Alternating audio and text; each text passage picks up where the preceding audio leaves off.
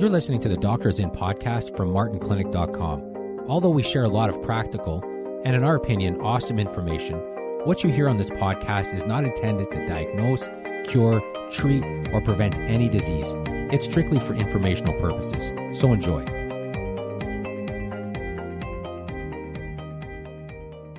Hello, I'm Dr. Martin Jr. I'm Dr. Martin Sr. And this is the Doctors In podcast, and this is episode 176. And today we want to talk about all things low carb. It's funny, you and I over the years, going back, I don't know how many years ago, we've been talking about low carb, we've been talking about ketosis, ketogenic for a long time. And now, I'd say for the last 6 months, 7 months, keto has become a massive buzzword in the diet industry. The diet industry has embraced keto as a tool to help people lose weight quite effectively for a lot of people. But most people now have heard the word keto. It's a buzzword. It's used a ton. We've been talking about it for years. Now, we've been talking about it not as much for weight loss, even though that definitely happens. You and I have talked about it for help with a lot of different conditions out there and for the health benefits of keto. So what we want to do today specifically is kind of more or less do a keto 101 or a low carb 101 type of episode where we just kind of talk about some of the basics, because we do get a lot of questions on ketosis and a lot of questions on low carb. So that's what we'll do today. Here's the thing. When we talk, you and I, about the going low carb, we always do it for a health reason. We deal a lot with people that have metabolic issues, diabetes, or blood sugar issues where insulin is the problem. So we usually recommend, as a result of that, getting rid of carbs or sometimes cutting out carbs altogether, depending on what they're there for. So I guess what we'll do then is kind of just walk through, because remember, keto is a tool. Low carb is a tool. Moderate carb can be a tool as well, depending on the individual. So, we don't tell everybody that they have to go keto. Yeah. It depends on what's going on in their life, what's behind the scenes. If somebody wants to lose weight, they can go keto. But sometimes they don't have to go keto to lose weight. They can cut down carbs. They can cut down, right? They can bring their carb. And we'll talk a little bit about that. Yeah, I think too, just to refresh people's brains, I like to do this in the office. And I always say, well, your body has two gas tanks, right? You're either burning carbs or you're burning fat. And so the word ketosis is you're literally burning fat as a fuel. And it's gotten a bad rap for many, many years because people didn't fully understand it, first of all.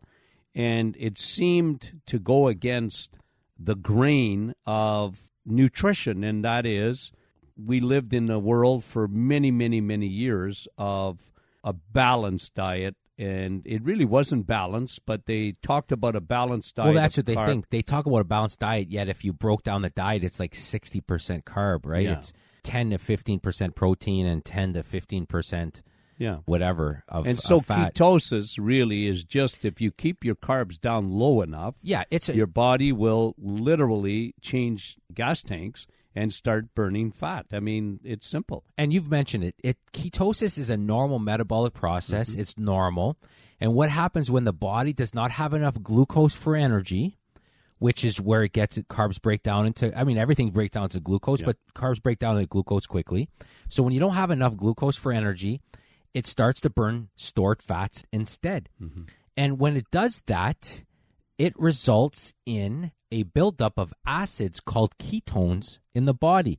So ketones are like a byproduct in a sense. Yeah. And that's where the concept of ketosis comes from, because a lot of people, when they're eating low carb, they check for the level of ketones in their urine, right? They'll check for the level of ketones, and then they'll be like, oh, I'm in ketosis now, which means they got a buildup of these acids called ketones, and that's a normal biological process. It's not dangerous. It's, for a while when the idea of ketosis was coming out, it was humorous, but a lot of people kind of got that mixed up with ketoacidosis, which is completely different, right? It's a different thing altogether, and that can, type 1 diabetics can run into ketoacidosis, but because it sounds familiar, a lot of people would share their concerns, but they were confusing ketoacidosis with ketosis. I mean, it sounds similar enough, so you can't blame them, but they just didn't do a Google search at all between the difference, because one's a normal process and the other one's an abnormal process and has nothing to do with, they're two completely different things, right? So, and again, at the end of the day, so here's the thing. So when you're going into ketosis, it means you don't have enough exogenous or available glucose, right? And so here's what happens. Your fat cells will release fat, and then that fat will go to the liver, and it's basically converted into ketones, which your body will burn off as energy, right? Yeah. So you're either burning, as you've mentioned, carbs, or you're burning glucose for energy, or you're burning fat for energy. Yeah. And to be honest, a healthy person should be going back and forth between the two of them. They have that metabolic flexibility. They can go back and forth when necessary, right? They can efficiently burn glucose as energy, and they can efficiently burn ketones as energy, and they have that metabolic flexibility between the two of them, and that's an ideal world. But the problem is that's not usually what happens. And there's something else I like to just kind of like remind people. You can go into ketosis without eating any fat at all, right? Like some people associate, and I'll give you a different way. For example, right? If you ate nothing at all, you eventually run out of glycogen. Now, glycogen is just a fancy word for stored glucose, right? When you eat carbs or you eat sugar or you eat food, it's broken down into glucose. Protein. And you and I have said this so many times that glucose is toxic. Your body has to regulate your blood sugar. It's so tightly that any amount of extra glucose, your body gets rid of it. You either burn it off as energy or you put it into storage, and you store it. Glucose is turned into glycogen, and just think of glycogen as a suitcase full of glucose. It's just like a packed, stored glucose. That's all it is. So when you eat no food and you run out of glycogen, so you're right from your muscle glycogen, the stored glucose there is stored in the liver, you go into ketosis. So the average person, if they have a long enough fast overnight, they stopped eating around 7 o'clock at night and they don't eat till 9 in the morning, they're in a little bit of ketosis. That's why just it's not naturally. And that's why people are like, ketosis is dangerous. I mean, they wake up in ketosis every day. It's not, they have no idea what they're talking about. Yeah. So that's one way. Also, and this is something else you have to understand. If you ate 100% carbs, 100%, but you're eating at a starvation level of calories, you'll be in ketosis. Yeah. You're just burning off more than you can store. You can eat a couple hundred calories a day of carbs, pure carbs. Pure sugar. Because you're in that starvation level of calories, you're going to be in ketosis. You're going to be burning your fat off as energy. Yeah. That's one of the things with fasting, right? And this is another thing as well. People don't understand that. If you did a ridiculous amount of exercise, you can eat what you want in a sense, and you'll still be in ketosis because you're burning off. I mean, the amount of exercise, you'd have to be doing a ton of things, which isn't good for you, the stress level and the cortisol and all that stuff. But it can be another way of doing it. Another way, which we talk about, which is eating protein and fat and very low carb, and then you run on ketones. So ketosis is a natural thing that your body does. It's not the scary thing that people associate, because the word ketosis can mean a lot of different things to a lot of different people, but it's not a bad thing. It's a normal thing. It just means that you're burning ketones for energy. So how does the average person get into ketosis, right? In terms of the ketosis that they read about, the ketosis that people talk about for dietary purposes, well, most people, and we're saying most because some people it's different, most men typically around 50 grams of carbs a day and under, they tend to go into ketosis. Most women around 30 grams and under, they tend to go into ketosis. But if somebody has a real insulin problem and they're insulin resistant, they tend to not handle carbs well. They tend to put a lot of insulin out there. They need less than that. Sometimes Some people only go into ketosis when they get down under 30, under 20. That's the person. But as a rule of thumb, the average person can go 50 and under, they're fine, and sometimes they got to go lower, and then they end up in something called ketosis, which is something that we talked about a lot. So that's the idea of ketosis. So when we talk about low carb, we're not always talking about ketosis, and that's the thing. So ketosis is considered a very low carb, right? A VL, right, C diet, very low carb diet, because you're under 50 grams or under 30 grams a day. For most people. Yeah. That's one low carb. But low carb, you don't have to eat that little of carb for it to be considered a low carb diet. Unfortunately, there's a lot of confusion. They're like, I'm not in ketosis, but they're still eating very low carb, but they're just not in ketosis. They're still going to get a ton of benefits. Oh, yeah, big time. From that, right? And that's the thing. So you have to decide. Yeah. Go ahead. Well, it's just because I think in a practical way, we've always encouraged low-carb eating.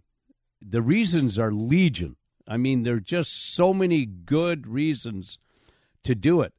And like you say, I think people are confused as to how difficult it is. It's almost like they want a measuring stick to know whether they're going into ketosis or not. But we're trying to get them into a low-carb lifestyle, and that's a lifestyle eating. I mean, this is because we know the benefits of it. Of course, if you want to lose weight, and for most people, they have to be pretty strict. They got to be very, very low carb, especially women. They just don't do well with carbohydrates. If they got hormonal issues and whatever, they got to be, at least during their weight loss period, they're pretty well into ketosis. They pretty well have to be. They have to be burning fat all the time. Whereas, I try and get people to understand, look, I'm trying to teach you to eat low carb all the time. And that is not no carb. Come on, I'm not into carb. And that's what's but interesting. I'm into lower carbs compared to the population that is, like I read something yesterday that the average American or whatever is consuming 50 gallons of soda a year. You can't have that and survive. You're just, you know what I mean? You'll never.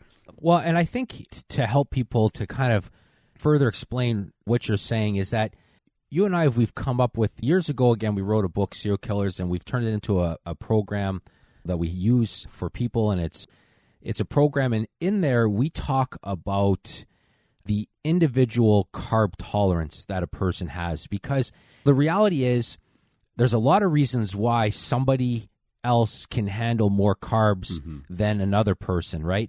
There are a lot of factors that go in there. The first big one is, does that person have metabolic damage at all? Do they have metabolic syndrome? Do they have type 2 diabetes? Insulin resistance. Exactly. And that person there cannot tolerate a lot of carbohydrates. Whereas somebody who is lifting weights, who's got a lot of muscle mass, who's moving around quite a bit in the daytime, and they're insulin sensitive, they can handle more carbs in a day. So the idea is, first and foremost, is figuring out where you fall on that carbohydrate tolerance scale. So as we've mentioned, if you've got metabolic syndrome, or you've got like heart disease, you got high blood pressure, or you have type 2 diabetes, well, you're going to be on the side of the scale that you have to bring your carbs down quite a bit. And if you're type 2 diabetic, you actually do very well when you're on the far end of the scale, which is ketogenic. We would say a diabetic, ketogenic does well. Metabolic syndrome, they do well on ketogenic diet as well. And then, you can slide up a little bit for people with high blood pressure. You can be around that very low carb mark as well, but not necessarily always be in ketosis. And that's kind of the thing. Now, if you're saying, hey, metabolically, I'm pretty good, I'd like to maybe lose a little bit of weight, or I'd like to bring my carbs down, well, that's a different number, right? I always find it fascinating when I look at low-carb research, or I look at dietary research, and listen, there's a lot of debate on a lot of things, but what I find interesting is that even when they'll call a low-carb diet 30% of calories from carbohydrates, which is not, anybody who uses low-carb in practice would not consider 30% of your calories from carbs as a low-carb diet. Yeah. people still lost weight. Their metabolic markers got better. They felt better, right? So you could see there's a wide range. That's why we always say low carb is a spectrum. So somebody says, should I go low carb? We always say, well, what are you doing it for? Well, I'm diabetic. Well, okay, yeah. For sure. You got to go on the tight range. Yeah. I like to, bring down some markers of health. Okay. You could bring your carbs down, but you don't have to throw carbs completely, right? You can throw out processed carbs. You can throw out crappy carbs. Which you should do anyways. But you can eat whole food carbs in a sense, and you'll do fine, right? That's the first thing, because you and I said this before, and this is something that we've come up with. We talk about the idea that insulin is supposed to be, we call it in balance or we call it in harmony, means that, your body makes enough insulin, it doesn't make too much insulin, it keeps your blood sugar levels in a healthy range, and we call that the insulin glucose harmony. Everything's going well. But we found over the years, basically there's three things that can cause your insulin and your glucose to be out of balance. And we call them insulin roadblocks, right? We've talked about this before. And so we say there are three roadblocks, in a sense, that can get in the way and can affect that balance between insulin and glucose. And, one of them is that individual carb tolerance. Somebody is eating too many carbohydrates for their own tolerance. They end up with high insulin, and their blood sugar levels spike and go too low, and spike and go too low, and they just end up with all these problems. And eventually they end up with type 2 diabetes or metabolic syndrome and all those things. That's why when we talk low carb, we're addressing one of those insulin roadblocks, which is your carb tolerance. And then we always, like I said, so we approach it very simple. Diabetic says, how should I eat? Okay, their carb tolerance is terrible, because you and I have said this before, but a type 2 diabetic, for all intents and purposes, is allergic to carbs. Their body can't handle it anymore, just as if somebody with celiac can't handle gluten. Their body's allergic. It overreacts. It can't handle it. So it's like, okay, until you fix that, till you bring that and go into remission, you reverse it, you should be cutting out the source of the problem, which is carbs. Your body can't handle it. And they do very well when they do that, right? So we always say, what are you doing it for? Then we can kind of slide them on that carb scale, right? Where do you fit on that carb scale? Do you got to go super low? Do you got to go low? Or can you handle it a little bit more? Yeah. That's the first thing. Then we'll always talk about their eating window, because that's another thing that can mess up your insulin, right? Insulin is a food hormone, which means it's present as soon as you start eating. And then after you eat, insulin is present to bring down your blood sugar levels. So if you're not eating, you don't have insulin, which is why a lot of people do well fasting. Now, here's the thing. You can eat low carb, which is a great way to lower insulin. But another great way to lower insulin is just not eating food, is to shorten your eating window. So for some people, that's a great tool as well. And some people combine their carb tolerance with shortening their eating window for a double whammy.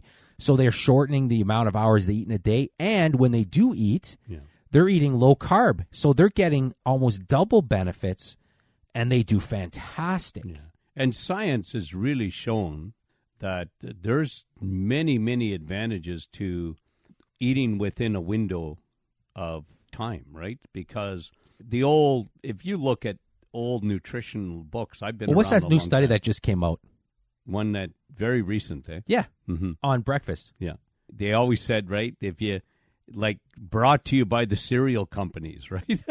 Because you better eat breakfast, because if you don't, you're going to become a diabetic. And I can't remember what. As all you're of talking, it was, I'm going right? to look it up. And I just saw a study. and I think it said that it increased your risk of diabetes, if I'm not mistaken. But anyway, the point is, who was it brought to you by? The cereal companies. And it's the old idea that you got to eat frequently, and you're like a bear if you're going to store fat if you go on a fast, which is just the opposite, really, of what happens. And it's so good for you. Now, we've often talked about fasting and intermittent fasting. You go back into episodes. We've spent episodes talking about the benefits of intermittent fasting.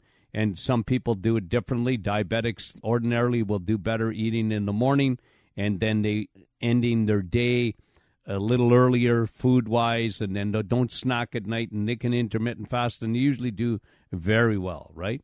So what was the study now? This study was done. So basically, they looked at, there was an article written that looked at and showed that most evidence that eating breakfast leads to weight loss was actually funded by cereal companies. And in one case, Quaker even designed a study and edited the manuscript, right? Like, they had a lot invested because cereal companies, can you imagine? You're eating cereal mostly in the morning. And, they had a lot invested in breakfast, right? If people started skipping breakfast, they would be in trouble. So, all those studies, well, basically, they've created this kind of myth around the first meal of the day and, what they're Being finding the out. most important. Yeah. And, in fact, meta-analysis supports, so meta-analysis was kind of the gold standard, supports the idea that skipping breakfast leads to weight loss, right? So for a lot of people, there's a ton of info out there that shorten their eating window. They do very well with that. So, and then just to kind of quickly continue, we're almost out of time here. The idea, so we talked about you're finding your individual carb tolerance. We talked about your eating window, and, there's a lot of different ways to fast, and we've got episodes on fasting. There's ways to shorten that eating window. And then even the idea for people that have a problem with insulin, they got a problem with their blood sugar levels, there's that idea that, you got to eat all day, right? You got to graze all day, or you have to snack 6 times a day, 6 little meals a day. And the problem, again, is if that insulin is present when you're eating and you're eating all day, that's a problem. And research, there was an interesting study done with diabetics and even on blood sugar. They do better eating 3 bigger meals than snacking 6 small times a day, because you have to give everything a break. You have to give us a time to rest and digest.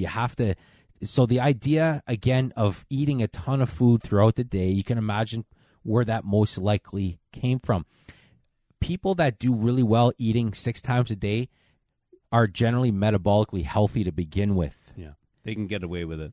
A woman or a man who has a metabolic disaster, they don't do well eating all day. They don't do well because their insulin is high all day. Yeah. Not only that, think about it too, like just what we see practically. This is why I like to, me, I like to argue sometimes, but it's just because you get guys, and, I follow nutritionists and whatever online, and listen, in all due respect to them, I love them dearly, but when they're dealing with healthy subjects all the time, like I always tell them, look, clinically, you're talking about research. Well, they'll always say, when calories are equated. Yeah. And I understand that, but who lives in a world where calories are equated? It doesn't work that way. No, because that's not real life. If you have a real disorder, and this is what we deal with every day, and I'm sure a lot of our listeners know exactly what we're talking about. If you have any kind of hormonal, we just talked in the last episode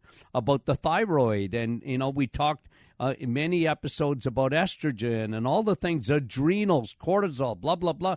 Well, you know what? The guy that's lifting weights can lift 500 pounds in the gym and got muscles coming out. They can handle carbs. They can. I know guys that eat 350 to 500 grams of carbs a day, and they got like 8% body fat. Yeah, okay. That's not the normal. That's Arnold Schwarzenegger. But that's not the normal person. We're not talking about real people. No, and they're here. metabolically healthy. Yeah. They're really sensitive to insulin. They don't make a ton of it. No, we deal with this stuff all the time. Yeah, we're not dealing with somebody like that. Right? No, that's right. It's different. So that's why, again, we're out of time. I know we've gone over here. Not that I always say that. It's not like we have an official time. It's just that you and I get bored of hearing our own voices after a while, so we know the listeners are definitely bored as well. So that when we say that, we just, we know that's what's going on.